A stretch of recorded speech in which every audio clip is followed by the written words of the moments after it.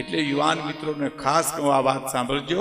એકનાથજી પાસે એક માણસે જઈને એટલું કીધું કે મને સારા વિચારો આવે છે, એમ ખરાબ વિચારો પણ આવે છે. ખરાબ વિચારો આવે ત્યારે મારે શું કરવું?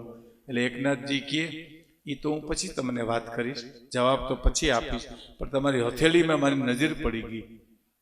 તો શું છે? તમારું 20મે દિવસે મૃત્યુ તમારું છે. રેખા હું જોઈ ગયું. બોલો કે શું વાત છે? તો કે હા, 21મે દિવસે તમારું મૃત્યુ છે. બોલો હું ચર્ચા કર્યું? તો હવે કાંઈ નથી કર્યું. એ મને જવા દો, ઘીરે જવા.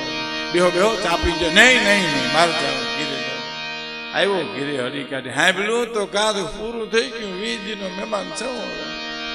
20 દી ફટાક્યો, ખાટલો ઢાલ્યો. 1 દી, 2 દી, 5 દી, 10 દી, 15 દી, 18 દી, 19 દી, 20મા દિવસનો જ્યાં ઉગ્યો તા તો આવ્યું કે આવશે, આવ્યું કે આવશે. તો એકનાથજી આવીને ભાર્યા.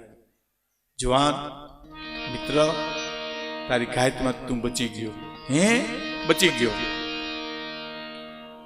ખાટલામાં સ્પ્રિંગ રે મૂલ્યો, હતરંગ ઉભો થયો. હું બચી ગયો?